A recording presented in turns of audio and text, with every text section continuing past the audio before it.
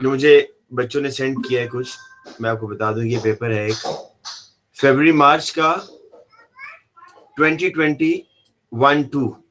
पता नहीं आप में से किसी ने ये सॉल्व किया या नहीं किया, बट जरा इसको हम स्टार्ट करते हैं।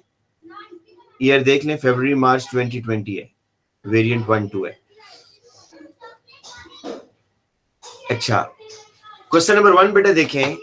क्वेश्चन नंबर 1 के word number of proton, neutron and electron are present in iron 3। बेटा सबसे पहले ना पीरियोडिक टेबल में देखेंगे कि what is the proton, proton number क्या होता है आयरन का। ठीक है, तो आयरन का जो प्रोटॉन नंबर है दैट इज 26। तो आयरन जो एटम है ना, अभी उसकी बात हो रही है, आयरन एटम की। तो अगर इसमें प्रोटॉन 26 है तो इलेक्ट्रॉन भी 26 होने चाहिए, राइट। और 54 माइनस 26 आप कर दें तो आपके पास नंबर ऑफ न्यूट्रॉन्स आ जाएंगे 54 माइनस 26। तो ये 28 आपके पास न्यूट्रॉन्स आ रहे हैं, ये एटम है। लेकिन वो आयरन 3 का पूछ रहा है, 3+ का मतलब है कि 3 इलेक्ट्रॉन लूज हुए हुए, तो 26 के बजाय ये अब आ जाएगा 23। ये 23 हो जाएगा जी, ठीक है। इसलिए अब आपका आंसर क्या होना चाहिए जी इसमें कि 26 प्रोटॉन्स हैं, 23 इलेक्ट्रॉन्स हैं और 28 न्यूट्रॉन हैं। तो आपका जो आंसर होगा वो ऑप्शन ए होगा, ठीक है। नेक्स्ट देखें, for which hydrocarbon are the molecular and empirical formula is same. देखिए ब्यूटेन है ना, C4H10, ये मॉलिक्यूलर है। इसका एम्पिरिकल बनेगा, वो क्या बनेगा, 2 से डिवाइड कर दें तो C2H5। तो मॉलिक्यूलर और है, एम्पिरिकल और है, आपने बताना सेम किसका है। इथेन होता है C2H6, इसका एम्पिरिकल बनेगा CH3। पेंट 1 या पेंटीन जो है C5H10 है और इसका बनेगा CH2, 5 से डिवाइड कर दिया। तो इन तीनों में तो आप देखें सेम नहीं है, मॉलिक्यूलर फॉर्मूला है अलग, एम्पिरिकल अलग। प्रोपेन को अगर आप देखें ना C3H8, ये मजीद सिंप्लीफाई नहीं बेटा हो सकता, किसी भी एक डिजिट से डिवाइड नहीं हो रहा, तो आंसर इज प्रोपेन। अच्छा नेक्स्ट क्वेश्चन देखें। नेक्स्ट क्वेश्चन में वो कह रहा है कि which molecule does not have any 90 degree और 180 बॉन्ड एंगल। देखिए अब SF6 में आपको पता है ऑल एंगल्स आर 90, PF5 में आपको पता है बेटा कि 120 है और 90 भी है, 2 एंगल है। कार्बन डाइऑक्साइड में ऑल एंगल्स आर 90।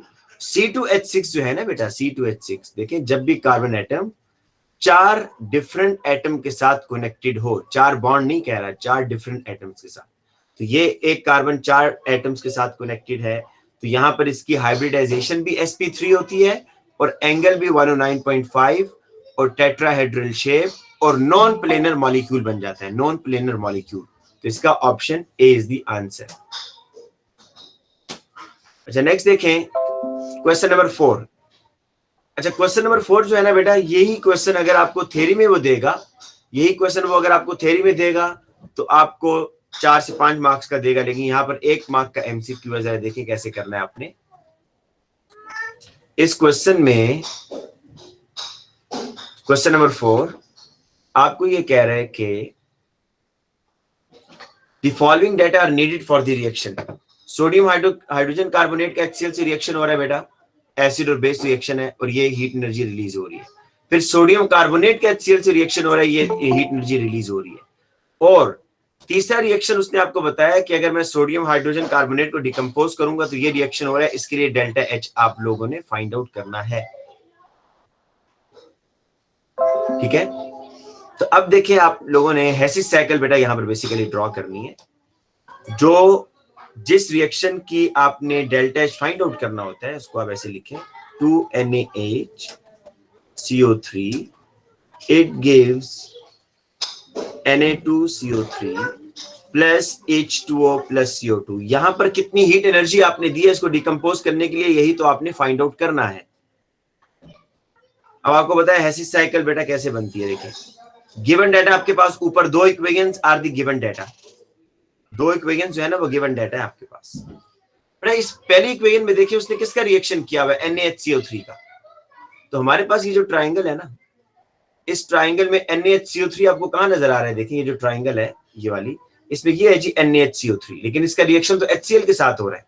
HCl तो आपको यहां नजर नहीं आ रहा है NaHCO3 के साथ। बेटा आप खुद लिख सकते हैं, आप यहां पर खुद लिख दें K प्लस HCl, या आप खुद लिख देंगे।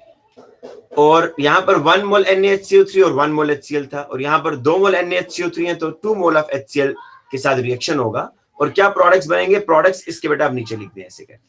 क्या है, NaCl है, 2 NaCl बनेगा, 2H2O बनेगा एंड 2 CO2 बनेगा।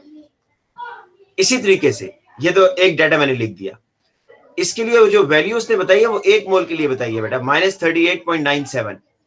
यहां पर 2 मोल्स यूज कर रहे हैं आप, तो 2 इंटू -38.97 होगा।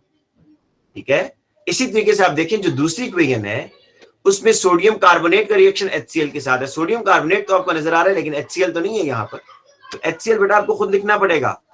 अब देखिए आपकी इक्वेशन बैलेंस है, 2 HCl अगर इधर है तो 2 यहां पर भी है, ये आप इसमें कट जाएंगे। तो इसलिए आपको समटाइम्स खुद भी कुछ ऐड करना पड़ जाता है। तो इस सोडियम कार्बोनेट और HCl का रिएक्शन होगा तो प्रोडक्ट वुड बी सेम।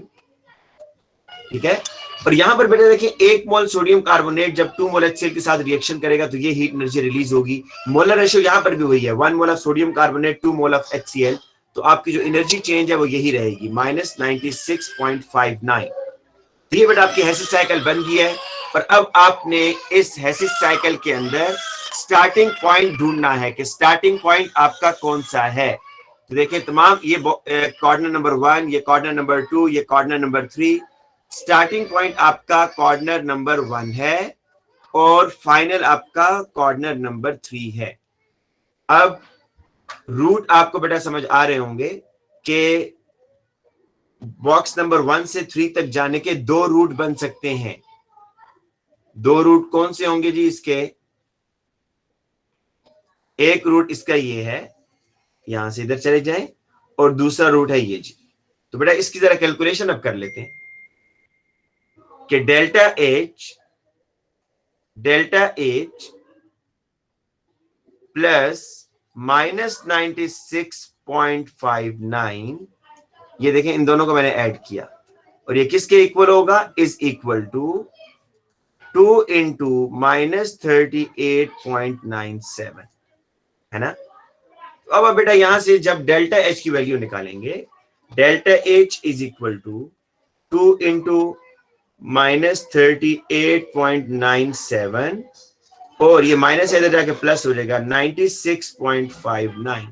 तो कहीं बच्चा अगर इसको कैलकुलेट भी कर ले तो आपका आंसर बेटा पॉजिटिव में आ रहा है सी, और पॉजिटिव में ही आना चाहिए क्योंकि आपको पता है all decomposition reactions are endothermic.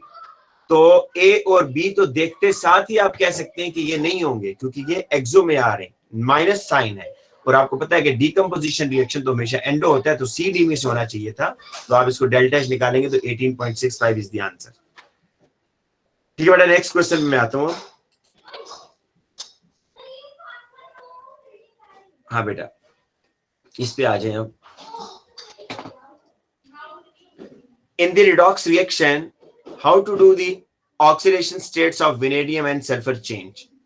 अब देखिए VO2 प्लस है ना, VO2 प्लस 1 है तो oxygen has 2 minus, 2 2s are 4 minus, और वेनेडियम हैज 5 प्लस, तो वेनेडियम यहां पर 5 प्लस है और 5 प्लस से 3 प्लस में जा रहा है।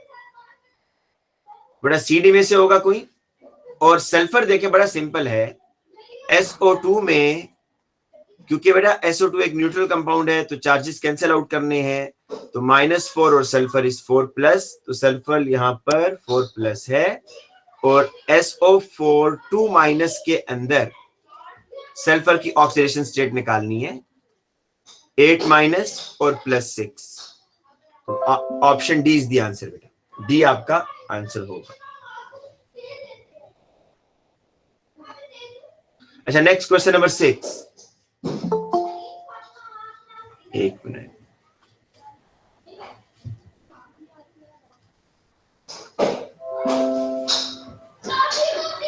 अच्छा बेटा क्वेश्चन नंबर 6 को जरा रीड करें हम।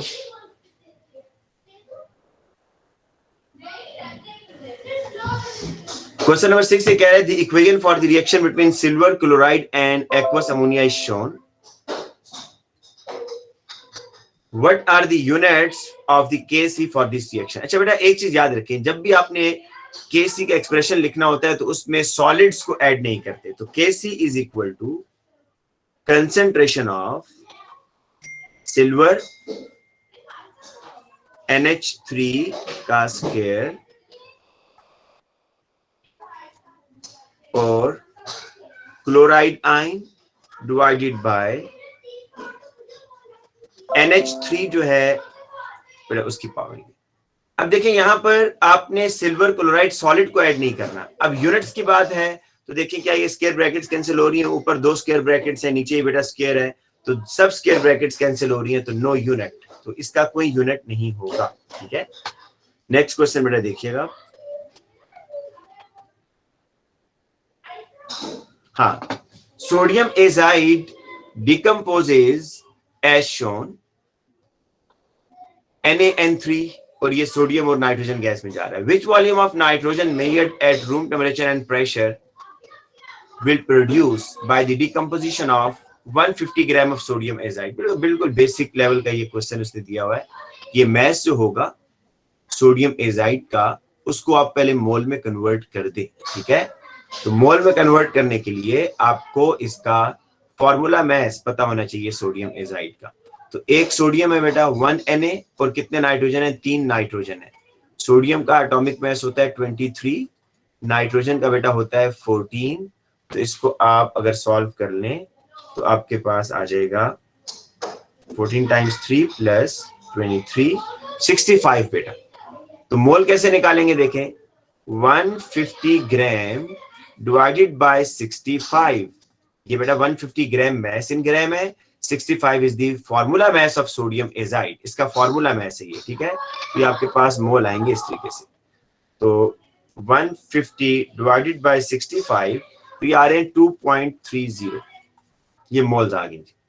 अब आपने क्या करना है, आपने नाइट्रोजन का वॉल्यूम निकालना है, तो पहले नाइट्रोजन के मोल निकाल लें। तो बेटे देखें सोडियम में, सॉरी NaN3 सोडियम एजाइड में और नाइट्रोजन में मोलर रेशियो क्या है इक्वेशन की, वो लिखें। 2 मोल होंगे तो उसके 3 मोल मिलेंगे। 2 मोल NaN3 के होंगे तो 3 मोल नाइट्रोजन आपको मिलेगी फ्रॉम द इक्वेशन, ये इक्वेशन बता रही है। तो अगर 2.30 मोल आपके पास सोडियम एजाइड के होंगे तो इसके x मोल बनेंगे। तो x is equal to 2.30 times 3 divided by 2। 2.30 times 3 divided by 2, तो आपके पास आंसर आ रहा है 3.45। ये बेटा मोल्स आ गए, मोल्स ऑफ N2। आपने इनको वॉल्यूम में लेकर जाना है तो मल्टीप्लाई बाय 24 कर दें। जब आप मल्टीप्लाई बाय 24 करेंगे तो 82.8 मतलब 83 इज द आंसर। ठीक है बेटा, इस मोल को इंटू 24 क्यूबिक डेसीमीटर करेंगे, रूम टेम्परेचर और प्रेशर की बात कर रहे हैं। अब नेक्स्ट क्वेश्चन में बेटा है क्वेश्चन नंबर 8 जो है, a stable ion N5 plus has been produced by the research chemist। अच्छा जी, which structure is most likely to show the electron arrangement of this ion। बेटा देखिए इसमें आपने क्या चीजें चेक करनी है। 5 नाइट्रोजन है ना, हर नाइट्रोजन के पास बेटा वैलेंस शेल में 5 इलेक्ट्रॉन होते हैं। तो पहले ये भी आपने चेक करना है कि 5 इलेक्ट्रॉन, लेकिन N5 प्लस का मतलब है कि एक नाइट्रोजन ऐसा होगा जिसमें से एक इलेक्ट्रॉन निकला होगा। ठीक है, अब आप इसको ऐसे चेक कर सकते हैं कि हर नाइट्रोजन का ऑक्टेट बेटा कंप्लीट होना चाहिए, ये बात ध्यान में रखें। मतलब आपने वो ऑप्शन यहां से सिलेक्ट करना है कि ऑक्टेट तमाम नाइट्रोजन्स का कंप्लीट हो और एक नाइट्रोजन का इलेक्ट्रॉन भी निकला होना चाहिए। तो ऑप्शन ए को चेक करते हैं बेटा जरा। ऑप्शन ए, ऑप्शन ए देखें, इस नाइट्रोजन के बेटा 1 2 3 4 4 इलेक्ट्रॉन, चले इसका आइन निकल बना हुआ है, हम सपोज कर लेते हैं 1 2 3 4 5, इसके 5 पूरे हैं, 1 2 3 4 5, इसके 5 पूरे हैं, इस नाइट्रोजन के 1 2 3 4 5। अच्छा, 5 इलेक्ट्रॉन पूरे हैं। अब आ जा, और एक इलेक्ट्रॉन इन्हें रिमूव भी किया हुआ, आइन को तो जस्टिफाई कर रहा है, क्या ये स्ट्रक्चर ठीक है? उसके लिए ऑक्टेट चेक करें बेटा कि 8 इलेक्ट्रॉन हर नाइट्रोजन के अराउंड पूरे। ऑप्शन ए में देखें 1 2 3 4 5 6, इसका ऑक्टेट कंप्लीट नहीं है भाई। ऑक्टेट कंप्लीट नहीं होगा तो आपका स्ट्रक्चर गलत हो जाएगा। बी में देखें, नहीं पहले ऑक्टेट ही चेक कर लेते हैं बेटा। 1 2 3 4 5 6 7, 1 2 3 4 5 6, इसका भी बेटा ऑक्टेट कंप्लीट ही नहीं है। सी में देखें 1 2 3 4 5 6 7 8, इस नाइट्रोजन का चेक करना चाहते हैं। 1 2 3 4 5 6 7 8 पूरा है। 1 2 3 4 5 6 7 8 पूरा है। और इस नाइट्रोजन का बेटा 1 2 3 4 5 6 7 8 पूरा है। और इसका 1 2 3 4 5 6 7 8 बेटा ऑक्टेट तो कंप्लीट है। लेकिन ये भी चेक कर लेते हैं क्या इसने नाइट्रोजन का एक इलेक्ट्रॉन रिमूव भी करवाया या नहीं करवाया। देखिए इस नाइट्रोजन के ना 5 इलेक्ट्रॉन पूरे हैं, 1 2 3 4 5। दूसरे नाइट्रोजन के चेक करें जो क्रॉस से इलेक्ट्रॉन होंगे 1 2 3 4 5, ठीक है। इस नाइट्रोजन के बेटा 1 2 3 4, ये देखिए बेटा ये ऐसा नाइट्रोजन है जिसका एक इलेक्ट्रॉन भी रिमूव किया हुआ है। और इस स्ट्रक्चर में ये क्यों मैं ठीक कर रहा हूं, दो रीजन है। पहली रीजन कि तमाम नाइट्रोजन के ऑक्टेट कंप्लीट हैं। दूसरी रीजन कि एक नाइट्रोजन का इलेक्ट्रॉन रिमूव किया हुआ है।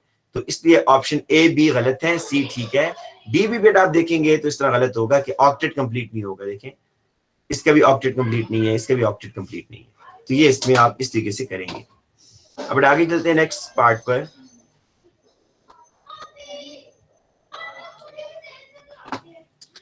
हाँ अब बेटा देखिए 1.8 gram of water heated to 227 degree Celsius in a sealed container turns to steam with a pressure of this. What is the approximate volume of the container?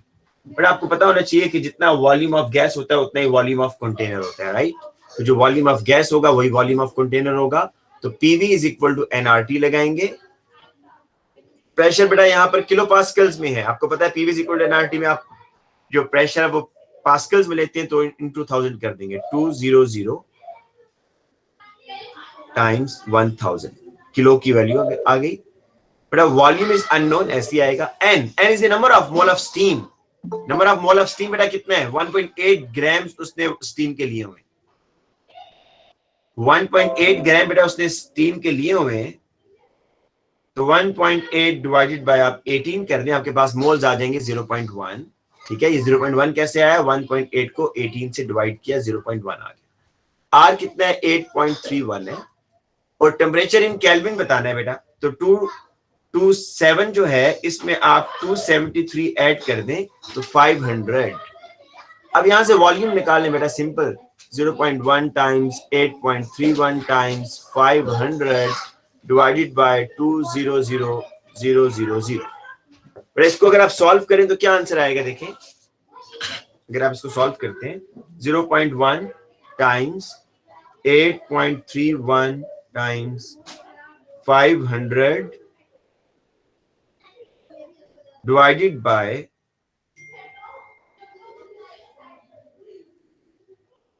200,000। Answer आ रहा है 2.077 इंटू 10 की पावर -3 क्यूबिक मीटर। आपको पता है ना यहाँ पर जब वॉल्यूम आएगा तो ऑटोमेटिकली आपका क्यूबिक मीटर में आता है, ठीक है ना? तो ये बेटा option B is the right answer. अच्छा बेटा आगे आ जाए क्वेश्चन नंबर 10 पर। When the equation is correctly balanced, what is the value of C? बेटा आप इस इक्वेशन को बैलेंस कर लें, ठीक है? सारे वो इसमें लगा दें जितने भी स्टेप्स। पहला स्टेप क्या होता है इक्वेशन बैलेंस करने के लिए? पहला स्टेप बेटा ये है इक्वेशन बैलेंस करने के लिए कि आप हर एलिमेंट की ऑक्सीडेशन स्टेट डालें। मतलब हाइड्रोजन 1+ होता है ना, ये बेटा 4+ हो जाएगा। कार्बन 4- होगा, 2 कार्बन पर है तो 1 पर कितना हो जाएगा? 2-। ठीक है, ऑक्सीजन बेटा 2- है तो ये हाइड्रोजन 2+ होगा, 1 हाइड्रोजन पर 1+। H+ के ऊपर गिवन है। MnO4 के ऊपर -1 चार्ज है, 1 ऑक्सीजन पर 2-, 4 ऑक्सीजन पर 8-, मैंगनीज पर +7। C2H6O2 के अंदर ऑक्सीजन इज 2-, 4- हो जाएगा, हाइड्रोजन इज 1+ और ये +6। तो अब जरा देखें +6 और 4- +2 आ रहा है तो इस +2 को कैंसिल आउट करने के लिए कार्बन के ऊपर चार्ज होगा -2, और -2 जो है ये 2 कार्बन पर है, एक पर -1 होगा, और मैंगनीज पर 2+। यहां से आप पहला काम ये करेंगे कि देखें कि कार्बन की ऑक्सीडेशन स्टेट, कार्बन जो है -2 से -1 में जा रहा है ना, और लॉस ऑफ इलेक्ट्रॉन हो रहा है जी। अच्छा, टोटल इलेक्ट्रॉन देख लें कि एक यहां पर टोटल इलेक्ट्रॉन कितने लूज हो रहे हैं टोटल, ये तो समझ आ गई कि लॉस ऑफ इलेक्ट्रॉन है, और टोटल कितने हो रहे हैं, अगर -4 से देखें -2 में तो लॉस ऑफ 2 इलेक्ट्रॉन हो रहे हैं। और अगर आप मैंगनीज को देखें तो मैंगनीज के अंदर +7 से +2 में जा रहा है, तो इसका मतलब ये हुआ कि ये जो है गेन ऑफ 5 इलेक्ट्रॉन है, गेन ऑफ 5 इलेक्ट्रॉन। तो इसको अब क्या करेंगे भाई, आप 2 को 5 से मल्टीप्लाई करें,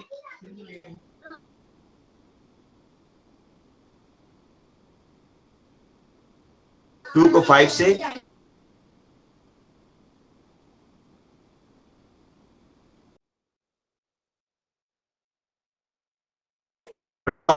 ऐड कर, कोएफिशिएंट में ऐड करता हूं इधर। सर आपकी आवाज अभी अचानक कट गई थी।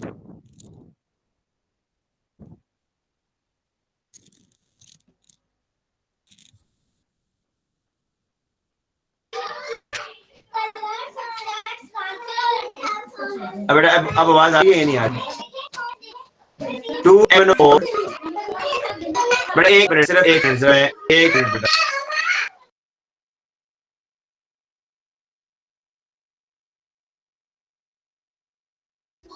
बेटा देखिए मेरी आवाज आ रही है या नहीं आ रही? सर आ रही है आवाज। अच्छा बेटा, मैं अब ये कोएफिशिएंट लिख रहा हूँ, ये जो मैंने कोएफिशिएंट निकाले हैं, एक तो बल्कि हमने देखा नहीं था, उसने पहले से लिखा हुआ है, हमें सारा वर्किंग करनी पड़ी है, उसने लिखा हुआ था। तो अब बेटा कोएफिशिएंट बने हैं कि कार्बन के पीछे मैं 5 लगाऊंगा, 5 मोल ऑफ C2H4, वाटर के बारे में अभी कुछ नहीं पता, इसको ऐसे लिख देते हैं B, H आयन भी अभी ऐसे लिख देते हैं C, 2MnO4 -1, इट गिव्स। अच्छा बेटा कार्बन हमें पता चल गया ना, यहां पर भी आप, यहां 5 है तो यहां पर भी 5 आएगा, 5C2H6O2। बेटा मैंगनीज देखिए यहां 2 है तो अंडरस्टूड है यहां पर भी 2 ही आएगा। ये काम करने के बाद ना बेटा हम क्या करते हैं, चार्जेस को बैलेंस करते हैं। जरा देखें कि आपके पास जो प्रोडक्ट है इसमें चार्ज कितना है, इसमें चार्ज है बेटा 4+, इक्वेशन की राइट हैंड साइड पर 4+ चार्ज है, ठीक है। अब इक्वेशन की आप लेफ्ट साइड पर जरा चार्ज देखें, लेफ्ट साइड पर चार्ज आ रहा है, हाइड्रोजन के चार्ज को इग्नोर करके देखेंगे तो यहां पर चार्ज है 2 माइनस, MnO4 के ऊपर -1 चार्ज है, 2 से मल्टीप्लाई करेंगे। बट इस 2 माइनस को आपने कन्वर्ट करना है 4+ में, तो मैं H के पीछे कितना लगाऊं, H के पीछे मैं कितना लगाऊंगा भाई, H के पीछे मैं लगाऊंगा +6 लगाऊंगा, ठीक है। अब जरा देखिए आपसे वो कौन से कोएफिशिएंट मांग रहा है, आपको मेरा ख्याल है आंसर मिल जाएगा। वो आपसे कोएफिशिएंट मांग रहा है कि what is the value of C की बेटा क्या वैल्यू आ रही है, 6 आ रही है जी, C की वैल्यू 6 आ रही है बेटा। ये से शॉर्टकट मैथमेटिक्स भी हो जाएगा, मैंने देखा नहीं है कि उसने हमें 2 दिया हुआ था, ठीक है, इससे जल्दी भी हो सकता है, लेकिन इसका आंसर हमारा निकल आया है 6 इज द आंसर। क्योंकि चार्जेस जब बैलेंस करेंगे ना बेटा, तो चार्जेस बैलेंस करने के बाद हाइड्रोजन आयन आपके बैलेंस होते हैं, ठीक है। पहले आपने loss of electron gain of electron को बराबर करना है, loss of electron gain of electron बराबर करने के बाद फिर आप चार्जेस को बैलेंस करेंगे, और जब चार्जेस को बैलेंस करेंगे तो ऑटोमेटिकली आपके हाइड्रोजन आयंस बैलेंस होंगे, क्योंकि चार्जेस को बैलेंस करने के लिए आप कोएफिशिएंट हाइड्रोजन आयन के पीछे लगाते हैं। नेक्स्ट क्वेश्चन पे आए बेटा। ये जल्दी कैसे हो सकता था बेटा इसने देखिए ये 2 लगाया हुआ था यहाँ पर मैंगनीज का, हमें सारी वर्किंग करने की जरूरत नहीं थी, ये 2 है तो अंडरस्टूड है ना, ये भी 2 होगा, ठीक है। तो यहां से आप क्या कर सकते थे, ये देखो मैं आपको बताता हूं कि हमने यहाँ पर क्वेश्चन सही तरीके से रीड नहीं किया ना, इसकी वजह से टाइम लगा। एक मिनट इसको जरा बंद होने दे दी।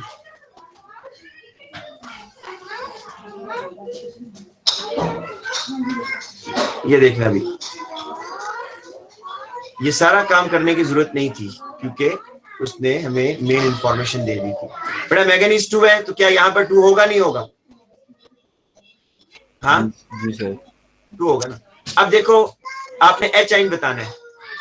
अब चार्जेस बस देख लो, आपको कार्बन को देखने की जरूरत ही नहीं है, क्योंकि आपने H आइन के पीछे कोफिशिएंट बताना है, और वो H आइन के पीछे जो कोफिशिएंट आता है ना, वो चार्जेस को बैलेंस करने के लिए आता है। तो बताओ जरा इधर कितना चार्ज है बेटा, क्योंकि आपको C2H6O2 देखने की जरूरत नहीं है, वो ओवरऑल न्यूट्रल है।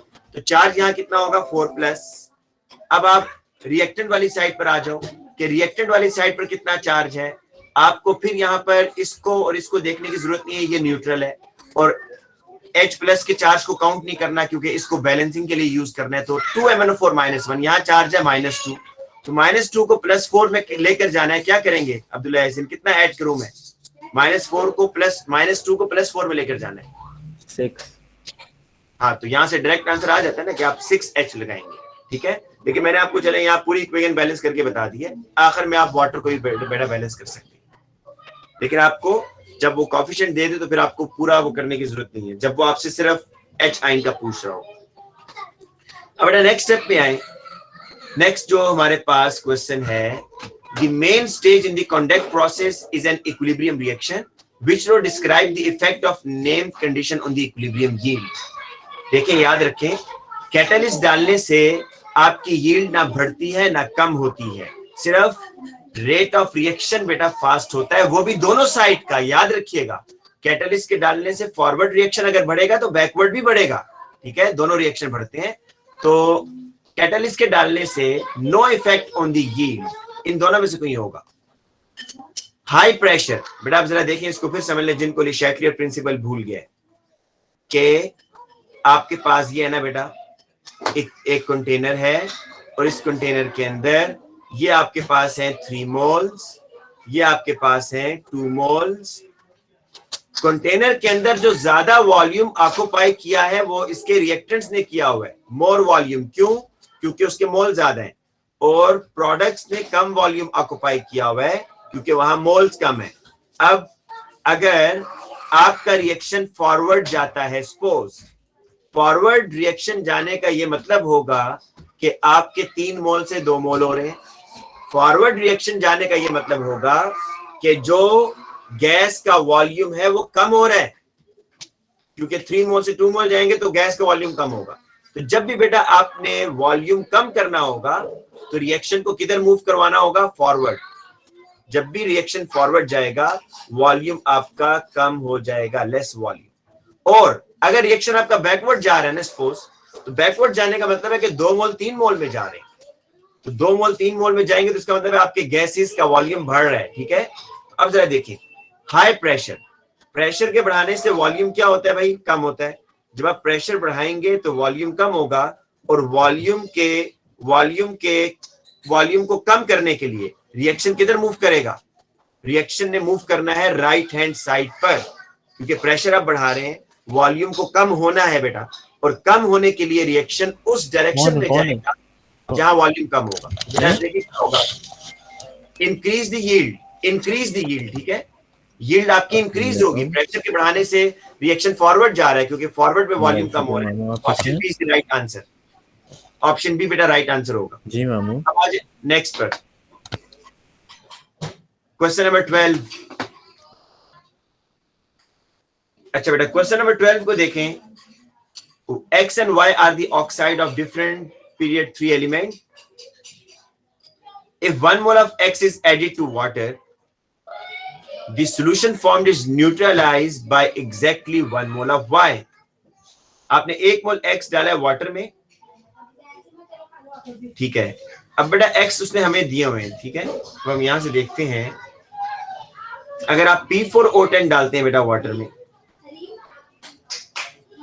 तो आपके पास क्या बनेगा पता है? आपके पास बनेगा 4 मोल्स ऑफ H3PO4। ये बात ठीक है या नहीं बेटा? अगर आप P4O10 1 मोल अगर आप डालते हैं ना, तो कितने मोल एसिड बन रहा है? 4। तो क्या इस 4 मोल अब ये एसिड बन रहा है? और दूसरी तरफ अगर हम SO3 को डालते हैं वाटर के अंदर, तो आपके पास H2SO4 1 मोल एसिड बन रहा है। अब जरा देखिएगा बेटा, ये आपके पास 2 केस आ गए X के। X या P4O10 हो सकता है या SO3 हो सकता है। कह रहा है कि अब जो सोल्यूशन बना है इसको न्यूट्रलाइज करने के लिए 1 मोल ऑफ वाई चाहिए। पहली बात तो ये कि एल्यूमिनियम ऑक्साइड तो वाटर में डिसॉल्व होगा ही नहीं, लेकिन चले एल्यूमिनियम ऑक्साइड इनके साथ रिएक्शन तो कर जाएगा एसिड्स के साथ। वाटर में डिसॉल्व नहीं होगा लेकिन एसिड को न्यूट्रलाइज करेगा। तो बेटा 4 मोल फास्फोरिक एसिड है, तो 4 मोल फास्फोरिक एसिड के लिए आपके पास 1 मोल एल्यूमिनियम ऑक्साइड रिएक्शन नहीं करेगा। ठीक है, मैं आपको ये रिएक्शन करके दिखाता हूं ऐसे कि अगर आप H3PO4 का रिएक्शन करवाएं विद Al2O3 तो आपके पास बनेगा एल्यूमिनियम फॉस्फेट, AlPO4 बनेगा। बेटा एल्यूमिनियम इस H को ना रिप्लेस करेगा, एल्यूमिनियम फॉस्फेट, एल्यूमिनियम पर चार्ज होता है 3+, फॉस्फेट पर होता है 3-, और साथ में क्या होगा जी, साथ में क्या बनेगा आपके पास वाटर बनेगा H2O। बैलेंसिंग कर लेते हैं जी। बैलेंसिंग अगर आप करें तो यहां पर एक एल्यूमिनियम है, सॉरी यहां पर बेटा एक एल्यूमिनियम है, तो यहां पर आपके पास कितने एल्यूमिनियम आ रहे हैं, 2 एल्यूमिनियम आ रहे हैं, तो इसको हाफ करना पड़ेगा। तो 1 मोल वाई तो नहीं चाहिए ना बेटा, आपको हाफ मोल चाहिए, बाकी आप वाटर को बाद में बैलेंस कर सकते हैं। लेकिन एल्यूमिनियम अगर आपने यहाँ पर 1 मोल AlPO4 बनाया है तो आपके पास बेटा यहाँ पर जो एल्यूमिनियम ऑक्साइड है वो 1 मोल नहीं चाहिए, आपको हाफ मोल चाहिए, जबकि वो कह रहा है कि एग्जैक्टली 1 मोल ऑफ वाई। अगर वाटर को ये बैलेंस करना है, देखें कितने हाइड्रोजन है, 3 है, तो इसको 3/2 करें तो आपके पास ऑक्सीजन बैलेंस हो रहे हैं। नहीं, मुझे ऑक्सीजन चेक करने दें 1 मिनट। 3 इधर है, 4 इधर है, 7, और यहाँ किधर है, हाँ जी बेटा ऑक्सीजन भी बैलेंस आपके पास हो रहे हैं कि 4 ऑक्सीजन इधर है, 4 ऑक्सीजन यहाँ पर आ गया आपके पास, और 0.5 × 3 करें तो आपके पास ये आ रहा है 1.5। सर अभी आप स्क्रीन पे कुछ लिख रहे हैं? नहीं बेटा अभी स्क्रीन पे नहीं लिख रहा, मैं देख रहा हूँ कि ये ऑक्सीजन हमारे पास बैलेंस हुए हैं या नहीं हुए। इधर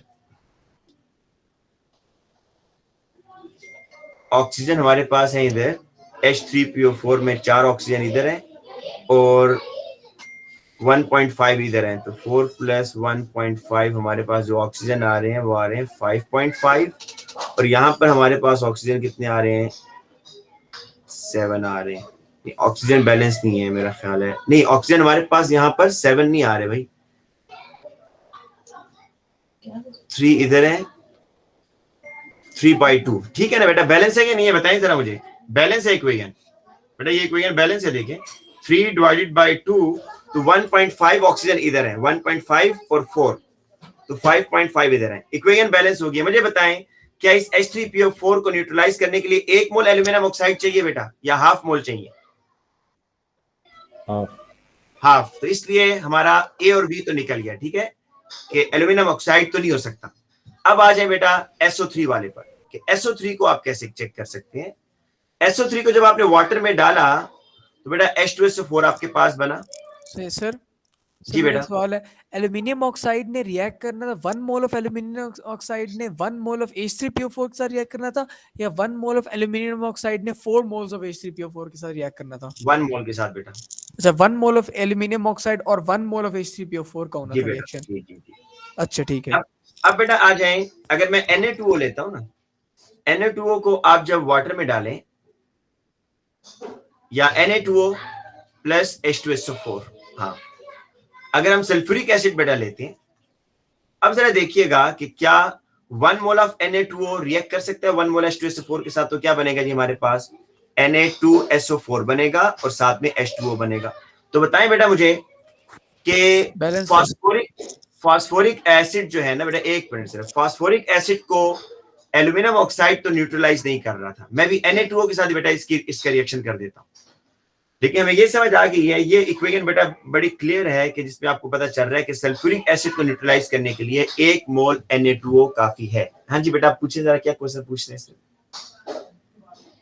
सर मैं पूछ रहा था कि H3PO4 का जितना था तो हमें चाहिए था 1 मोल ऑफ एल्यूमिनियम ऑक्साइड का रिएक्शन हो 4 मोल्स ऑफ H3PO4 के साथ, या 1 मोल का 1 मोल ऑफ H3PO4, क्योंकि आपने बताया कि 1 मोल ऑफ P4O10 को जब हमने डाला वाटर के अंदर तो 4 मोल बने हैं, तो 4 मोल ऑफ H3PO4 अच्छा जो है और बेटा शॉर्टकट की है, बेटा शॉर्टकट की है कि आप देखो Na2 और H2SO4 का जरा रिएक्शन देखो। मुझे आपका क्वेश्चन क्योंकि नहीं समझ आ रहा, ये आप क्वेश्चन देखो, इस रिएक्शन को देखो और हाँ। बताओ, इस रिएक्शन को देख के बताओ कि जब मैंने सिर्फ SO3 को वाटर में डाला तो क्या सल्फ्यूरिक एसिड बनेगा? बनेगा। अच्छा, 1 mole of X is added to water, the solution is formed, जो कि एसिडिक है। वो कह रहा है उसको न्यूट्रलाइज करने के लिए 1 मोल ऑफ Y चाहिए। मैंने Na2O लिया तो Na2O कितने मोल चाहिए इस H2SO4 को न्यूट्रलाइज करने के लिए? 1 मोल। बस option D is the answer. बाकी आप चेक करके देख लोगे वो आंसर नहीं होंगे बेटा, वो 1 मोल नहीं चाहिए होंगे। ठीक है, ओके सर। सर इसका आप कोई P4O10 शॉर्टकट को नहीं है, डालोगे ये ना, तो हम आप P4O10 को डालो ना वाटर में तो H3PO4 बनता है, राइट? और जरा इसका Na2O से रिएक्शन करा के देखो जी, H3PO4 का, तो आप जरा देखना भी क्या बनेगा। सर इसका कोई शॉर्टकट नहीं, हमने यानी कि पहले 3 में इतना वक्त ज़ाया किया होगा फिर। बेटा आपको सारे इक्वेशन तो बनानी पड़ेगी ना हर एक की। Na2O और H3PO4 को चेक कर लो भी समझ आ जाती है जी कि क्या ये न्यूट्रलाइज कर सकता है इसको 1 मोल या नहीं। अगर मैं इसको करता हूं जी, ये बनेगा NaPO4, ठीक है बेटा, Na इस H को रिप्लेस करेगा, PO4 is 3 plus, Na is +1, तो ये बन जाएगा Na3PO4। जब मैंने Na3 यहां कर दिया तो सोडियम यहां पर कितने होने चाहिए? सोडियम यहां पर अब 3/2 होने चाहिए। तो क्या ये 1 मोल रहा या नहीं रहा, बताएं जरा। नो नहीं सर। नहीं रहा ना, इसलिए आपका जो है P4O10 नहीं है, option D is the answer. ठीक है बेटा, क्लियर है ना? अब इसमें मैं आप सारे चेक कर सकते हैं, मैंने आपको एल्यूमिनियम ऑक्साइड का भी बता दिया है, एल्यूमिनियम ऑक्साइड के साथ भी नहीं हो रहा, तो इसलिए ऑप्शन डी ही आंसर होगा। नेक्स्ट क्वेश्चन पे आ जाएं। Compound Z is insoluble in water but soluble at low pH। बेटा कंपाउंड Z इज इनसॉल्युबल। अब जरा देखें, हाइड्रोक्साइड्स तो सॉल्युबल होते हैं, ये तो नहीं होगा भाई। आपको पता है हाइड्रोक्साइड्स ग्रुप 2 के जो डाउन द ग्रुप आ रहे होते हैं वो बहुत अच्छे सॉल्युबल होते हैं, तो ये नहीं होगा।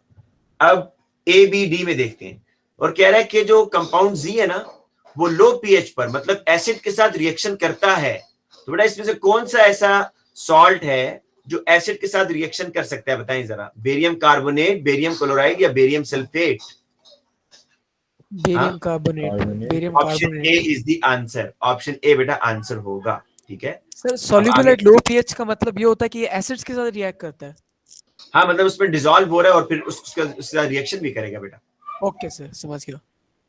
अच्छा, अब बेटा आगे है क्वेश्चन नंबर 14 पर। हॉट एक्वस NaOH का रिएक्शन लिखा हुआ है, जो आप इनऑर्गेनिक में पढ़ चुके हैं। कह रहा है विच स्टेटमेंट इज करेक्ट। आपको पता है डिस्प्रोपोर्शनेशन रिएक्शन है, 0 से -1 और +5 में जा रहा है एक ही element. The oxidation number of chlorine and hydrogen both are change. नहीं, हाइड्रोजन का चेंज नहीं होता भाई। आप देख लें, हाइड्रोजन यहाँ पर ऑक्सीजन 2- है, सोडियम 1+ है और H 1+ है, और यहाँ पर भी ऑक्सीजन 2- है, हाइड्रोजन 1+ है और ये +2 है। The oxidation number of chlorine in the product are -1 and +1 नहीं भाई, +5 और -1 है। If the aqueous sodium hydroxide is cold, the reaction produces NaClO और NaClO3। ये बात ठीक है बेटा? जी यस सर। सर, सही है, बिल्कुल ठीक है। हाँ, नहीं बेटा, कहाँ से ठीक है? सर कोल्ड अगर होगा तो NaClO बनेगा ना, NaClO3 तो नहीं अच्छा, बनता ना इंस्टेड कोल्ड। ऑफ, सॉरी बेटा, इंस्टेड ऑफ, मैं समझता हूँ एंड लिखा हुआ है। ठीक है, बिल्कुल ठीक है कि अगर वो आप कोल्ड के साथ करेंगे तो NaClO बनेगा, NaClO3 नहीं बनेगा। Option C. डी में क्या गलती है भाई? सोडियम अंडरगोस डिस्प्रोपोर्शन नहीं, सोडियम की ऑक्सीडेशन स्टेट बेटा फिक्स होती है। अच्छा, आगे आ जाए क्वेश्चन नंबर 15 पर। Solid ammonium nitrate. पहले बेटा एक चीज यहां समझ लें कि ये जो अमोनियम के सॉल्ट होते हैं ना, जिस तरह आपने ये याद किया हुआ है ना कि कार्बोनेटेड सॉल्ट आर बेसिक, ये याद किया हुआ है ना कि जो कार्बोनेटेड सॉल्ट होते हैं वो बेसिक होते हैं। इसी तरीके से ये भी, क्योंकि वो प्रोटॉन एक्सेप्टर होते हैं, ये भी याद कर लें कि जिन सॉल्ट्स में अमोनियम आता है, अमोनियम वो एसिडिक इन नेचर होते हैं। क्यों? क्योंकि अमोनियम H आयन को जब रिलीज करता है तो अमोनिया गैस बना देता है। अमोनियम के पास एबिलिटी है H आयन को रिलीज करने की, तो अमोनियम सॉल्ट्स आर एसिडिक। बेटा अमोनियम नाइट्रेट को टेस्ट ट्यूब में डाल रहा है, एक सॉल्यूशन ऐड कर रहा है X, और रिजल्टिंग मिक्सचर वार्म कर रहा है और एक गैस निकल रही है जो डैम्प लिटमस पेपर को बेटा क्या कर रही है? ब्लू कर रही है। बड़ा क्लियर हो गया कि अमोनिया गैस निकल रही है और इस एसिड के अंदर आप क्या डालेंगे तो उससे गैस निकलेगी, जाहिर बात है बेस डालेंगे बेटा, बेस। ये आपने ओ लेवल्स में भी ये आइडेंटिफिकेशन टेस्ट अमोनियम आयन का पढ़ा हुआ है कि अमोनियम आयन में आप बेस डालते हैं तो ए और बी में से कोई होगा। अब रोल ऑफ एक्स, ये जो बेटा आपने एक्स डाला है OH नेगेटिव, मतलब आपने OH नेगेटिव डाला है ना ऊपर से, इस अमोनियम आयन के अंदर OH नेगेटिव डाला है जी। तो ये OH नेगेटिव क्या करेगा? OH नेगेटिव बेसिकली इस अमोनियम आयन से प्रोटॉन को एक्सेप्ट करेगा। ये रिएक्शन होता है बेटा। NH4 प्लस आपने OH डाला तो अमोनिया बनेगा और साथ में वाटर बनेगा, तो OH प्रोटॉन एक्सेप्ट करके वाटर बन रहा है, तो option B is the answer, proton acceptor. NaOH का रोल होगा यहाँ पर प्रोटॉन एक्सेप्टर। अच्छा, क्वेश्चन नंबर 16 जो है, sodium, magnesium and aluminum are three elements in the period 3 of periodic table. Each element form an oxide. Which row is correct? Sodium oxide basic है, magnesium oxide amphoteric गलत, sodium oxide giant ionic है, ठीक है, magnesium oxide giant ionic ठीक है, aluminum oxide giant ionic है, giant molecular नहीं है, simple molecular नहीं है, वो covalent compound होते हैं जो simple molecular होते हैं। सोडियम ऑक्साइड का तो ये बी भी गलत है, मेल्टिंग पॉइंट हाई है, मेल्टिंग पॉइंट हाई है। Aluminium oxide is an ionic compound बेटा, याद रखें ये आयोनिक कंपाउंड है, आयन से मिलकर बना हुआ है, तो लो मेल्टिंग पॉइंट इसका नहीं है।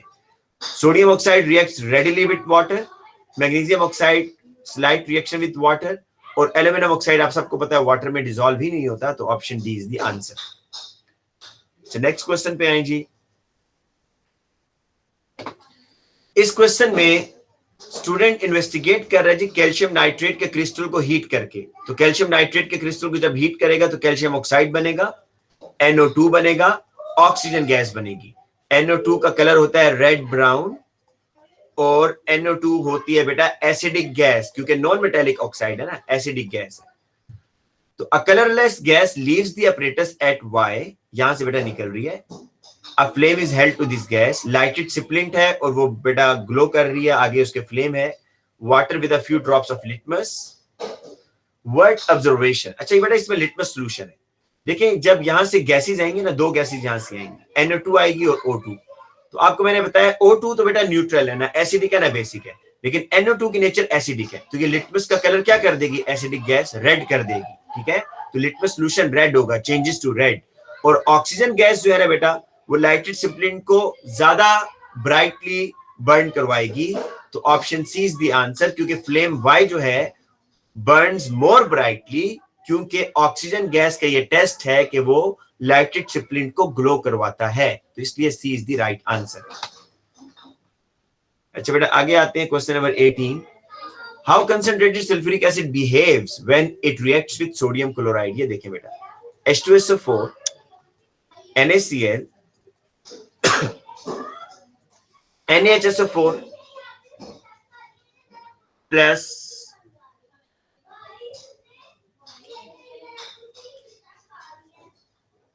और इसमें NaCl के साथ कर रहा है, तो NaHSO4 बन गया और HCl बेटा बन गया, राइट।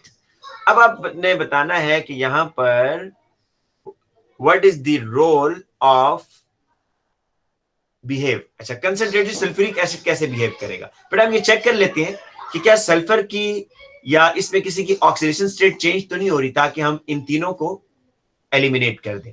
ऑक्सीजन 2 माइनस है या 8 minus, hydrogen 1 plus, 2 plus, sulphur is 6 plus, ठीक है।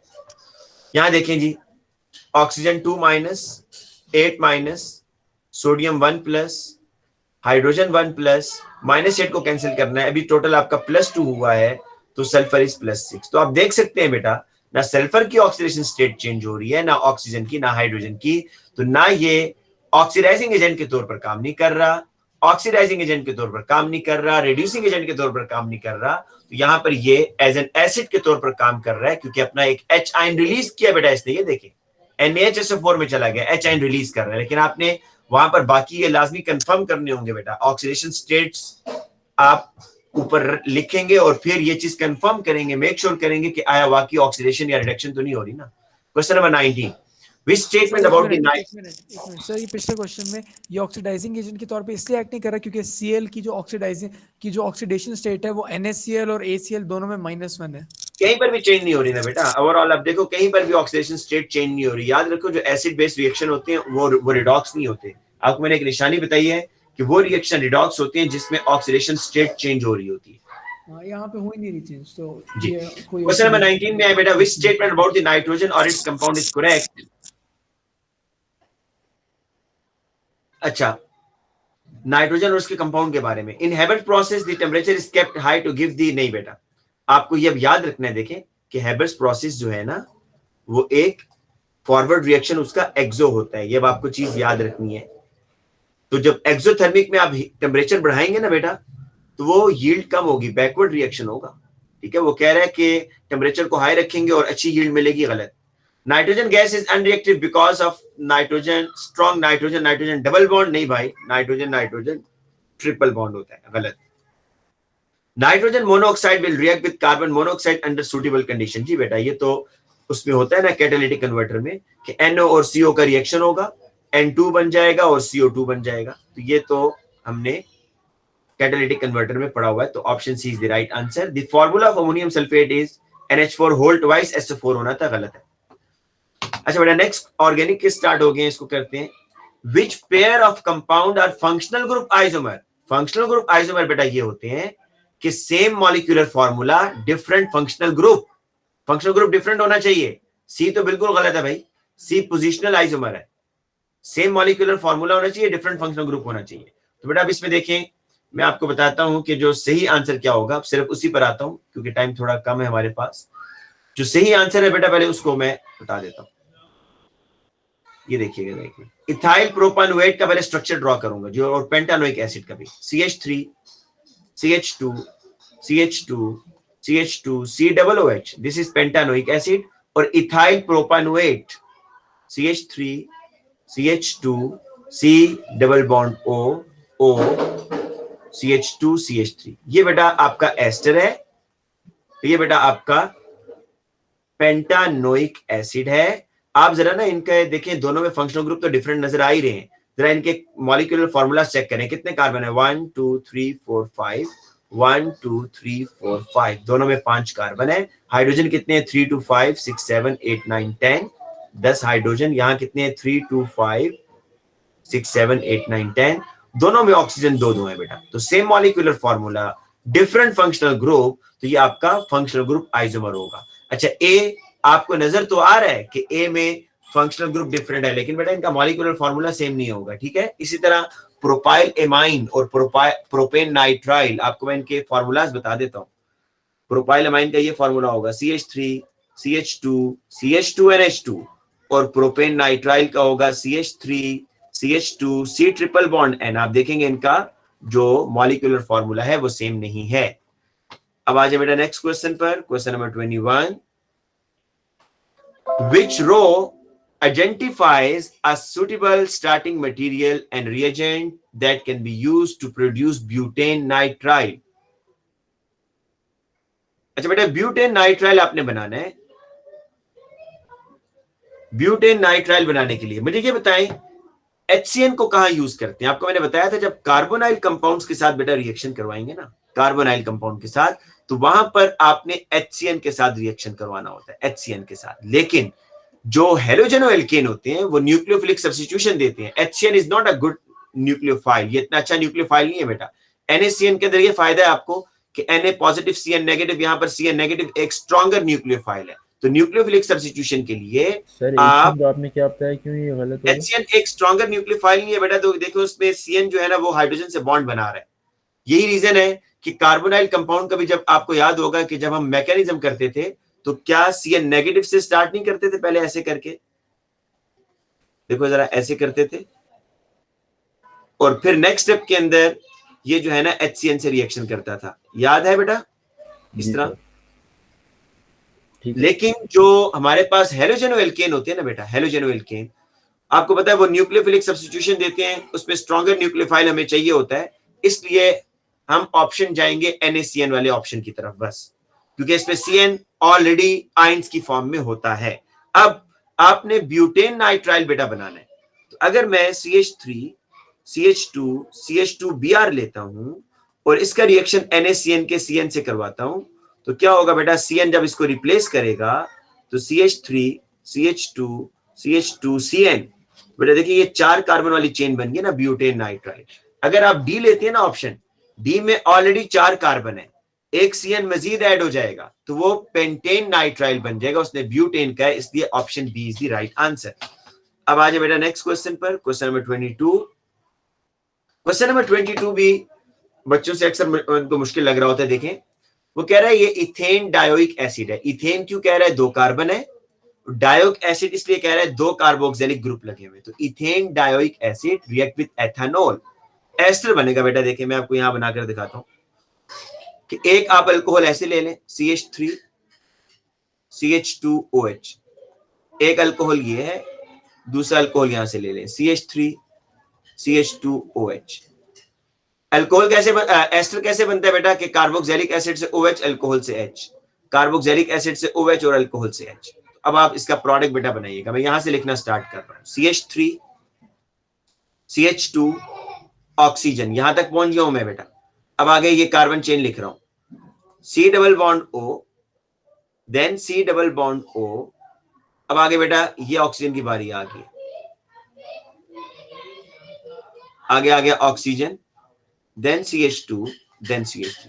अब देखिए इसको स्ट्रक्चरल फॉर्मूला में लिखने का स्टाइल देखिएगा, स्ट्रक्चरल फॉर्मूला में कैसे लिखते हैं, CH3 CH2 ऑक्सीजन आएगा पहले, then CO, then CO2, then CH2, then CH3।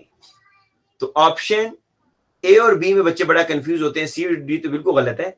इसका जो राइट आंसर है वो बी है, B is the right answer. A क्यों गलत है सुने, आप देखेंगे ए और बी में आपको काफी सिमिलरिटी नजर आ रही है। ए इसलिए गलत है कि ए के अंदर ना बेटा वो इसको ऐसे लिख रहा है, देखें ये रॉन्ग वर्जन है, रॉन्ग। वो लिख रहा है CH3 ये, देन CH2। अच्छा ये ऑक्सीजन जो है ना बेटा वो इसको इकट्ठा लिख रहा है ऐसे करके, CO2, नहीं इसको इकट्ठा नहीं लिखेंगे आप, ये समझ लें कि इकट्ठा आप कब लिखते हैं, जब कार्बन के आगे ऑक्सीजन आ रहा होगा तो फिर तो आप उसको इकट्ठा मिला लेंगे। देखिए इस तरह इसको ना, इसको आप इकट्ठा करके लिख सकते हैं, मैंने यहां लिखा है नीचे CO2, लेकिन इस पार्ट को आप इकट्ठा करके नहीं लिखेंगे, ऑक्सीजन को पहले लिखेंगे और CO को अलग लिखेंगे। जो इसने ये लिखा हुआ है बेटा इसका जरा मतलब समझे, ये जो इससे गलत लिखा हुआ है इसका मतलब समझे। इसका मतलब ऐसे है कि CH3, देन क्या है जी CH2, देन CO2 लिखा हुआ है ना उसने, देखें तो CO2 का हम ये मतलब लेंगे, C double bond O single bond O, then CO2 लिखा हुआ है C double bond O single bond O। बेटा ये मतलब है CO2 जो उसने इकट्ठा लिखा हुआ है। तो अब डिफरेंस समझ आया है?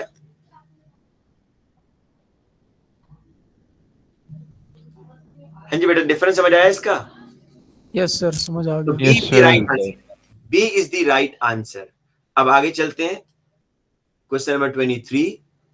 बेटा ये तो बहुत ही आसान है, इस क्वेश्चन में देखें आपने ये बताना है, एक कोई बच्चा अगर डाटा बुकलेट ओपन कर लेना बेटा ताकि वो जल्दी से आंसर भी दे दे।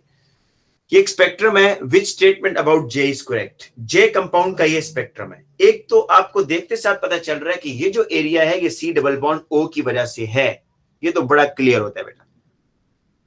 अब वो कह रहा है कि both C double bond O and C triple bond N is present. तो देखिए बेटा कार्बन नाइट्रोजन ट्रिपल बॉन्ड की किधर आती है पीक, अगर आप लोगों के पास डाटा बुकलेट नहीं है तो मैं बेटा यहां ओपन करता हूं, कार्बन नाइट्रोजन ट्रिपल बॉन्ड की जो पीक है ना बेटा वो भी आप डाटा बुकलेट में देखिएगा कि आपको कहां मिलेगी, कार्बन नाइट्रोजन ट्रिपल बॉन्ड, याद ये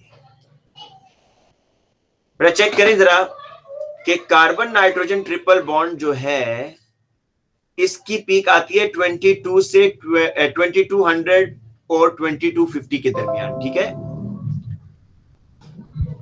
चेक करें जरा बेटा इस एरिया में कोई है 22 और 2050 के दरमियान कोई पीक आ रही है? नहीं आ रही। इट्स मीन कि ये एब्सेंट है और carbonyl is present, C double bond O present है, यहां पर आ रही है, और ये एब्सेंट है, C ट्रिपल बॉन्ड जो है ये एब्सेंट है। तो आपका 23 का ऑप्शन सी होगा। अच्छा बेटा नेक्स्ट क्वेश्चन पे आ जाएं। आपको याद है बेटा ये क्वेश्चन मैंने क्लास में करवाया भी था, फिर करवा देता हूं, चले भी।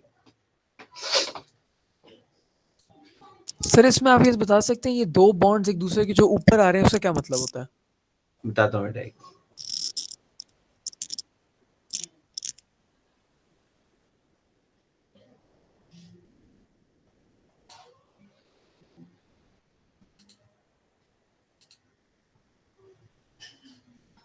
अच्छा बेटा पहला काम ना, अच्छा ये तो वन नोट पे हमें स्किप करने की जरूरत नहीं है। पहला काम बेटा आपने ये करना है कि सेक्शन ऑफ पॉलीमर उसने दिया हुआ है हमें, ठीक है, और आपने बताना है what is the correct monomer.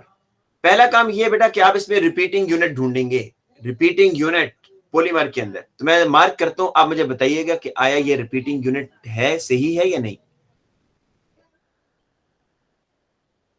क्या बेटा यही चीज आगे रिपीट हो रही है या नहीं हो रही।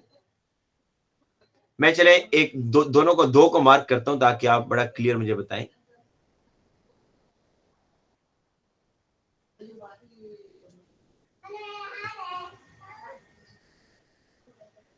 ये बेटा देखिएगा कि यही चीज है बेटा, रिपीट हो रही है ना आगे बार बार। अब यस सर। आपने जब मोनोमर निकालना होता है तो रिपीटिंग यूनिट निकालने के बाद आप बेटा इसको यहां से कट कर दें। रिपीटिंग आप समझे, बस यहां से ये कट हो गया। या मैं इसको, अगर आप कहते हैं मैं इसको अलग यहां लिख देता हूं ऐसे करके, एक रिपीटिंग यूनिट लेकर आता हूं ताकि स्ट्रक्चर थोड़ा सा आसान हो जाए हमारे लिए। ये है ऐसे, ये ऐसे है, ये ऐसे है,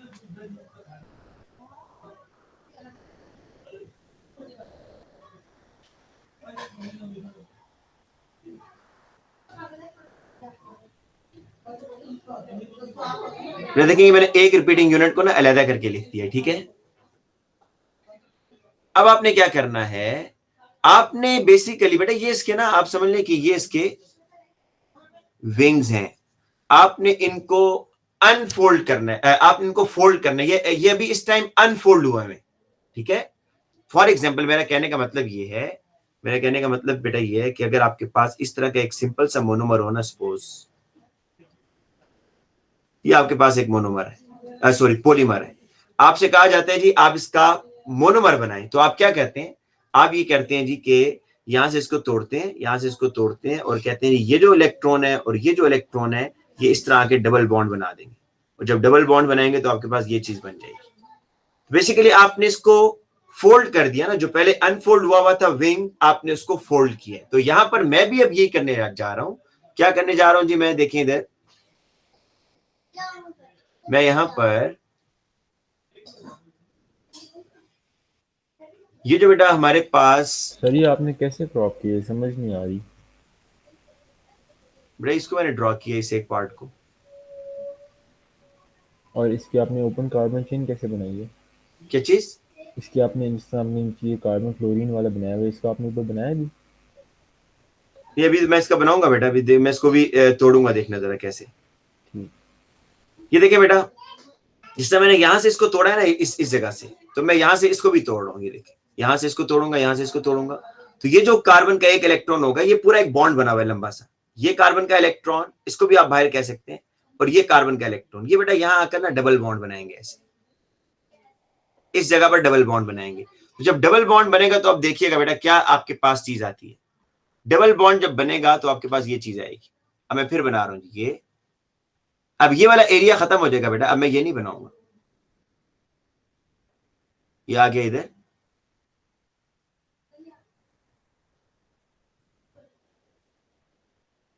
ठीक है, और इसमें अब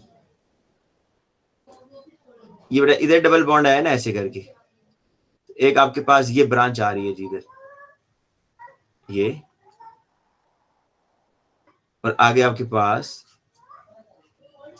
ये चीज बेटा अब आपके पास बनी है। अब मैं इसको नाम देने की कोशिश करता हूं कि इसको आपने नाम कैसे देना है। नाम आप ऐसे देंगे कि इसमें ये आपकी लॉन्गेस्ट चेन है, जिसको मैं भी येलो कलर से मार्क कर रहा हूं, this is the longest chain, ये आपकी लॉन्गेस्ट चेन है, और ये आपकी बेटा ब्रांचेस हैं, ये दो ब्रांचेस हैं। इसमें काउंटिंग वहां से करेंगे जहां से डबल बॉन्ड जल्दी आ रहा है, 1 2 3 4 5, इसका नाम होगा 3 इथाइल 4 मिथाइल पेंट 2 इन, ये इसका बेटा नाम है, ठीक है। अब यहां पर आप इन सबको नाम देने की कोशिश करें, आपको आपका वो मिल जाएगा। अब मैं अगर इसको नाम देता हूं ना, इस कंपाउंड को देखिए, ये लॉन्ग चेन है, ये इसकी 2 ब्रांचेस है। काउंटिंग करें कार्बन 1 2 3 4 5, तो इसमें 3 इथाइल, ये 3 इथाइल हो गया बेटा, CH2 CH3 4 में बेटा 1 मिनट पहले मुझे कंप्लीट करने दो। ये कार्बन 3 पर इथाइल ब्रांच है, 3 इथाइल, कार्बन 4 पर मिथाइल लगा हुआ है, 4 मिथाइल, और टोटल जो कार्बन चेन है वो 5 है, पेंट, और डबल बॉन्ड कार्बन 2 पर आ रहा है 2 इन। एक दफा इसको जरा फिर समझ लें, मैं आपको फिर बताता हूं मैंने क्या किया है। बेटा मैंने ये किया है, देखें ये बात ज़हन में रखें, ये बात ज़हन में रखें कि आपको ना इस के अंदर, मैं एक दफा इसको फिर बताता हूं, फिर आप ये कार्बन है बेटा, ये एक कार्बन है, ये दूसरा कार्बन है, ये तीसरा कार्बन है, ये चौथा कार्बन है, ये 5वां कार्बन है, ये 6वां, ये 7वां, ये 8वां, ये सब कार्बन हैं, राइट। और ये कार्बन तो हैं, और ये बेटा यहाँ पर ये इनके विंग्स हैं जिन्होंने अभी अनफोल्ड हो जाना है, ये विंग्स हैं जिन्होंने भी अनफोल्ड होना है। तो जब मैंने इन विंग्स को अनफोल्ड किया, मतलब इसको इधर लेकर आया और इसको इधर लेकर आया, तो मुझे बताएं क्या ये चीज बनेगी या नहीं बनेगी, पहले ये बताएं। मैंने इन विंग्स को जब अनफोल्ड किया है तो ये भी खत्म हो जाएगा, ये पार्ट खत्म हो जाएगा, यहां नजर नहीं आ रहा आपको, और ये पार्ट बेटा यहां आपको नजर नहीं आ रहा। अब मुझे बताएं जी, अब पूछें क्वेश्चन जी। बस ठीक है सर, समझ गए। बट बेटा बाकी बच्चे बताएं जरा, मैं इसको फिर बता देता हूं अगर आप, लेकिन ये बात मैं आपको बताऊं कि ये इस तरह के क्वेश्चन बहुत कम आते हैं बेटा, जब आएंगे तो उस टाइम पता नहीं आप लोगों से हो पाएगा या नहीं, लेकिन तरीका यही है कि आपने रिपीटिंग यूनिट निकालना है। रिपीटिंग यूनिट निकालने के बाद इस तरह डॉट्स बना दे, मेरा ख्याल है ज्यादा क्लियर हो जाएगा। ये डॉट्स आपको ज्यादा क्लियर कर देंगे कि ये कार्बन्स हैं। और ये करने के बाद ये जो 2 विंग्स होंगे जो स्क्वायर ब्रैकेट से बाहर निकल रहे होंगे, इनको आप अनफोल्ड कर दें। जब इनको अनफोल्ड करेंगे तो इन 2 कार्बन के दरमियान डबल बॉन्ड आ जाएगा, और बस आप फिर उनको नेमिंग दें, और नेमिंग के बाद ऑप्शन ABCD में आप नेमिंग चेक कर लें कि किसके साथ मैच कर रहा है। अच्छा, क्वेश्चन नंबर 25 पर आ जाए फिर। क्वेश्चन नंबर 25 जो है, how many structural and stereo isomer should be considered when answering this question, non cyclic isomer. अच्छा बेटा, इसमें आपने 5 कार्बन है ना, पहले तो ब्यूट 1 इन बनाए, फिर ब्यूट 2 इन बनाए, 2 हो गए। फिर बेटा क्या करें, 1 2 3 4 ब्रांच लगाकर फिर ब्यूट 1 इन बना दें, 3 हो गए। फिर क्या करें, ब्यूट 2 इन में बेटा ब्रांच लेकर आए, 1 2। अच्छा, इसमें बहुत सारे बनेंगे बेटा, ये तो हमें जो उसने आंसर दिया हुआ है ना, ये इसने मैक्सिमम नहीं बनाए हुए, इसमें काफी सारे बनेंगे, देखिए आप देखिएगा अभी। चौथे में क्या बनेगा बेटा, ये जो आपके पास है ब्यूट 2 इन, 1 2 3 4, इसके साथ ये ब्रांच आ गई। अच्छा, अब आ जाएं आप, अच्छा ठीक है। अब बेटा देखें, इन चारों में से ना 1 2 3 4 में से ना ये सिस ट्रांस देगा, ना ये सिस ट्रांस देगा, ना ये देगा। ये जो 2 वाला है ना, ये सिस ट्रांस देगा बेटा, 2 वाला सिस ट्रांस देगा। अब आप एक चीज देखिएगा कि आप अपने 2 को काउंट नहीं करना बेटा, ठीक है, क्योंकि 2 से ही सिस ट्रांस निकल रहे हैं, तो 2 को काउंट नहीं करेंगे। अभी आपके पास कितने हो गए, यहां पर अगर मैं काउंट करूं 1, ये 2, ये 3, ये 4 और ये 5। अब छठा कौन सा होगा बेटा, छठा आप इससे मजीद ब्रांचेस भी कर सकते हैं या कायरल। एक मिनट सर, 2 मिथाइल ब्यूट 1 इन जो है वो होगा 5th 6th कार्बन, कार्बन ठीक है बेटा, अभी तुमने 5 बनाया ना, अभी हम छठा कर लेते हैं। वही मैं कह रहा हूँ, 2 मिथाइल ब्यूट 1 इन है वो वाला। बेटा देखिए छठा हम कैसे बनाते हैं इसमें कि 1 2 3 4 5। अब इस 1 2 3 4 5 1 2 3 4 5 बेटा, इसमें हमने एक कार्बन ज्यादा लिया हुआ है ना बेटा, ये वाला अभी हमने नहीं बनाया ना, हाँ ये वाला अभी हमने नहीं बनाया जी। तो ये देखें, ये छठा ये हो जाएगा बेटा। देखिए 6 के 6 डिफरेंट है ना, आप लोगों ने वहां पर नाम भी देने हैं ताकि आपको नाम देने से क्लियर हो जाता है। आपको पता है स्ट्रक्चरल आइसोमर्स के नाम डिफरेंट होते हैं, ठीक है। तो ये 6 आइसोमर आपके बन रहे हैं, तो 6 इज द आंसर। अच्छा आगे आ जाए बेटा, क्वेश्चन नंबर 26। 26 कह रहा है कि excess of dry HBr is warm with compound Y, मतलब ये एडिशन रिएक्शन की तरफ जा रहा है. What is the major product? अच्छा, मेजर प्रोडक्ट के लिए ना आप यहां हाइड्रोजन डाल दिया करें. नेगेटिव पार्ट उस कार्बन पर जाएगा जिसके पास हाइड्रोजन कम होंगे, मतलब Br इधर जाएगा एक, और नेगेटिव पार्ट उस कार्बन पर जाएगा जिसके पास हाइड्रोजन कम होंगे, तो एक Br इधर जाएगा एडिशन में. अब देखें, एक Br इधर आ रहा है और एक Br इधर जा रहा है. जी कौन सा ऑप्शन होना चाहिए? जी ये तो गलत है ना, इसने एडिशन ही नहीं की प्रॉपर. यहां पर देखिए, इसने Br से ही ऐड किया और यहां पर इसने Br भी ऐड से ही किया. अब ये क्यों गलत है भाई, इसको देखते हैं. अच्छा, एक्सेस ऑफ Br है. तीसरा रिएक्शन ही बेटा होगा. तीसरा रिएक्शन बेटा यहां पर क्या होगा जरा बताएं. तीसरा रिएक्शन भी यहां पर होगा, बताएं जरा, शाबाश. सर न्यूक्लियोफिलिक सब्स्टिट्यूशन होगी और OH की जगह Br आ जाएगा. जी बेटा, यहां पर तीसरा रिएक्शन ये होगा कि न्यूक्लियोफिलिक सब्स्टिट्यूशन होगी. HBr जो है ये OH को भी रिप्लेस करेगा, तो इसलिए यहां पर OH रिप्लेस नहीं हो रहा है, इसलिए ये रॉन्ग. अब तीसरे में क्या होगा कि Br को दोनों उसने सही जगह पर लगाए हुए और OH की जगह Br भी आ रहा है, तो option C is the right answer. ठीक है, ये डी क्यों रॉन्ग है बेटा? डी में उसने Br गलत लगाया है, माइनर पे लगाया हुआ है, तो option C is the right answer. अच्छा, नेक्स्ट क्वेश्चन पे है जी, question number 27. Which reaction would produce propanoic acid as one of its product? Sir एक सेकंड स्क्रीन ऊपर कर दें दोबारा प्लीज. जी बेटा, एक सेकंड स्क्रीन ऊपर कर दें. अच्छा एक मिनट, ये जी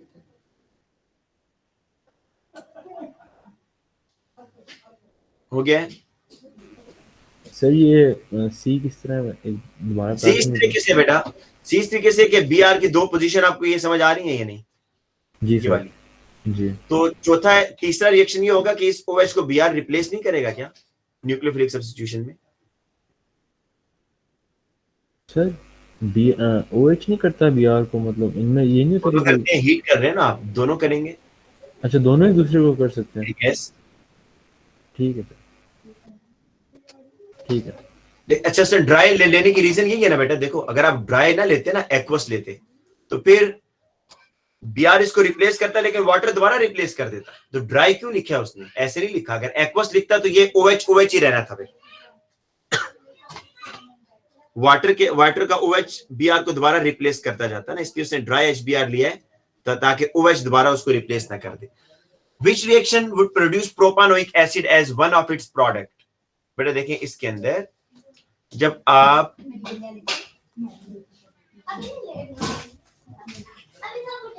ये जी देखें बेटा, आप जब इसको हॉट कंसंट्रेटेड के साथ करेंगे, आपको मैंने बताया हुआ कि जब डबल बॉन्डेड कार्बन के साथ एक हाइड्रोजन होगा तो वो कार्बोक्सिलिक एसिड में जाएगा. और वो कह रहा है as one of its product, ये नहीं कह रहा कि सिर्फ और सिर्फ बनेगा ही प्रोपानोइक एसिड. एक प्रोडक्ट उसमें से प्रोपानोइक होनी चाहिए. चलिए ऑप्शन ए को हम नजर में रखते हैं. जरा दूसरा देखें, हीटिंग विद एस्टर. आप CH3 CH2 C double bond O single bond O ester की बेसिक हाइड्रोलिसिस कर रहे हैं, तो वो प्रोपानोइक एसिड तो नहीं बनेगा बेटा, वो तो बनेगा सॉल्ट ऑफ प्रोपानोइक एसिड. तो इसलिए बी रॉन्ग है. हीटिंग विद CH3 CH2OH, बेटा ये आपके पास एथेनोइक एसिड बनेगा, नॉट प्रोपानोइक. और यहां पर बेटा आपके पास प्रोपानोइक एसिड तो नहीं बनेगा, ये तो आपके पास नाइट्राइल टाइप कोई चीज बनेगी. इसलिए option A is the right answer. ठीक है, नेक्स्ट क्वेश्चन पे आए. 28. Compound X is treated with excess lithium LiAlH4. बेटा LiAlH4 के बारे में याद रखें कि ये जी बेटा. सर वो ऊपर वाले की मेरे ख्याल से लास्ट वाला बन रहा था उसमें. एक मिनट बेटा, नहीं बनता, वो इथेनोइक एसिड बनता है, ये देखो प्रोपानोइक एसिड नहीं बनता. कर लेते हैं. ठीक है, या कर दूं? ठीक है सर, समझ आ गया, वो एथेनोइक है. गुड बेटा जोहेब.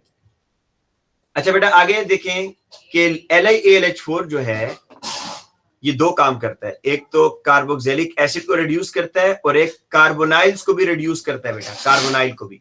तो इस X के अंदर देखें, आपको कार्बोनाइल भी नजर आ रहा है, कार्बोक्सिलिक एसिड भी नजर आ रहा है. तो ये दोनों को रिड्यूस करेगा. तो देखें कहां पर रिडक्शन हो रही है दोनों की. ये तो प्राइमरी अल्कोहल में जाएगा CH2OH के अंदर, और ये बेटा आपका कीटोन जो है ना सेकेंडरी अल्कोहल में जाएगा. तो आपके पास option D is the answer. इसमें प्राइमरी अल्कोहल भी आ रहा है, ये सेकेंडरी अल्कोहल भी बन रहा है, तो डी इज द आंसर बेटा। अच्छा 29 में बेटा देखें, what is the skeletal formula of the compound formed when this compound is heated under reflux? अच्छा इसके लिए बेटा यहां पर देखें ऑक्सीडेशन हो रही है, लेकिन आपको पता होना चाहिए कि K2Cr2O7 carbon carbon double bond को कुछ नहीं कर सकता। K2Cr2O7 प्राइमरी अल्कोहल को कार्बोक्सिलिक एसिड में भेजेगा, double bond as it is रहेगा और ये कार्बोक्सिलिक एसिड में जाएगा। यहां देखें जिसमें कार्बोक्सिलिक एसिड नहीं है उसको तो गलत कर देना।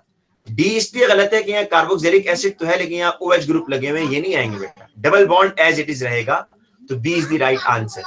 प्राइमरी अल्कोहल की ऑक्सीडेशन डबल बॉन्ड को कुछ नहीं होगा। अच्छा नेक्स्ट बेटा क्वेश्चन देखें 30। The diagram shows the structure of compound Q. Two of the ring X and Y contain carbon-carbon double bond. Which row is correct? Number of ester groups in one molecule of Q. देखिए C double bond हो, single bond हो और आगे carbon भी है, C double bond हो, single bond हो और आगे कार्बन भी है, तो C और D में से हो। Description of ring X and Y। देखिए इधर एक चीज देखें कि कार्बन जब 4 एटम के साथ अटैच होता है ना, तो उसकी तो वो कभी प्लेनर हो ही नहीं सकता, एक एटम आउट ऑफ प्लेन आ जाता है। या जब भी कार्बन sp3 हाइब्रिडाइज होता है sp3, तो वो बेटा आउट ऑफ प्लेन जाता ही जाता है। ठीक है, तो यहां पर आप देखें इस रिंग के अंदर आपको बहुत सारे कार्बन ऐसे मिल रहे हैं। ये है जिसके अंदर देखें ये जो कार्बन है इसके साथ 2 हाइड्रोजन है, राइट, और एक नीचे एटम लगा हुआ और एक इधर, तो ये कार्बन 4 एटम से कनेक्टेड है। एंगल 109.5 है, तो जब एंगल 109.5 होता है तो क्या आपका मॉलिक्यूल प्लेनर होता है या नहीं होता? बिल्कुल भी नहीं होता। तो इसलिए बेटा ये रिंग प्लेनर नहीं होगा, इसमें हाइड्रोजन आउट ऑफ प्लेन जा रहे हैं, और ये रिंग भी एक दूसरे के बेटा आउट ऑफ प्लेन जा रहे होंगे, रिंग भी प्लेनर नहीं होगा। जी बेटा पूछो Abdullah Yasin. D is the answer. सही, ये वाले समझ नहीं आए बेटा आपको मैंने ये बताया है कि जब भी कार्बन sp3 हाइब्रिडाइज होगा तो वो नॉन प्लेनर मॉलिक्यूल होगा, नॉन प्लेनर। जब कार्बन sp2 हाइब्रिडाइज होगा तो वो प्लेनर मॉलिक्यूल होगा, और जब कार्बन sp हाइब्रिडाइज होगा तो उस टाइम भी वो प्लेनर होगा। लेकिन sp3 जो हाइब्रिडाइज कार्बन होता है, sp3 हाइब्रिडाइज कार्बन, वो नॉन प्लेनर होता है। sp3 का क्या मतलब होता है कि जब कार्बन 4 सिंगल बॉन्ड बना रहा हो उस टाइम उसके जो चारों एटम्स हैं वो एक प्लेन में नहीं होते, एक एटम आउट ऑफ प्लेन आ जाता है, जिसको याद है हम वेस्पर थ्योरी में वेज और डॉटेड से बनाते थे। तो वेज और डॉटेड तभी शो करते हैं जब एक एटम आउट ऑफ प्लेन आ रहा हो। तो यहाँ पर इस रिंग में जरा आप देखो कोई ऐसा एटम नजर आ रहा है जिसके साथ 4 डिफरेंट एटम अटैच हो, काफी सारे हैं। ये भी बेटा आपको नजर आ रहा है, देखिए ये कार्बन जो है इसके साथ एक ये ग्रुप लगा हुआ है, एक हाइड्रोजन लगा हुआ है, एक पीछे कार्बन लगा हुआ और एक ये, तो ये कार्बन 4 एटम्स के साथ कनेक्टेड है। तो जब भी कार्बन एटम 4 सिंगल बॉन्ड बना रहा होगा ना, 4 सिंगल बॉन्ड, तो वो नॉन प्लेनर होगा। या ये याद कर लो कि जब भी कार्बन sp3 हाइब्रिडाइज होगा तो वो नॉन प्लेनर होगा। तो हर रिंग के अंदर आपको एक कार्बन sp3 मिल रहा है, तो क्या ये प्लेनर होगा, नॉन प्लेनर होगा? हाँ जी बिल्कुल नॉन प्लेनर होगा, नॉन प्लेनर है, तो इसमें से कोई भी प्लेनर नहीं है। और जब भी कार्बन डबल बॉन्ड बना रहा होता है ना, डबल, देखो ऐसे, तो ये प्लेनर मॉलिक्यूल होता है। प्लेनर मॉलिक्यूल का मतलब ये है कि अगर आप इसको किसी टेबल के ऊपर रखो तो इसके सारे एटम्स प्लेन के पैरेलल आते हैं, कोई प्लेन के परपेंडिकुलर नहीं आता। तो इसकी निशानी ये होती है कि जब कार्बन एक डबल बॉन्ड बना रहा हो या ट्रिपल बॉन्ड बना रहा हो तो फिर वो प्लेनर मॉलिक्यूल होता है, और जब कार्बन सारे सिंगल बॉन्ड बना रहा हो तो फिर वो नॉन प्लेनर मॉलिक्यूल होता है। ठीक है बेटा। सर लेकिन इसमें कार्बन डबल, जी बेटा, इसमें तो कार्बन डबल बॉन्ड भी बन रहा है। बेटा वो पूरे रिंग का पूछ रहा है, वो इसका नहीं, पूरे रिंग का पूछ रहा है, क्या सारे कार्बन डबल बॉन्ड बना रहे हैं इस रिंग में? यार क्योंकि ए जो कार्बन ऐसे हैं जो सिंगल बॉन्ड बना रहे हैं ना, इस वजह से वो प्लेनर नहीं, सारे नहीं है ना, तो इसलिए इसलिए बेटा ये आपका नॉन प्लेनर होगा, ठीक है बेटा।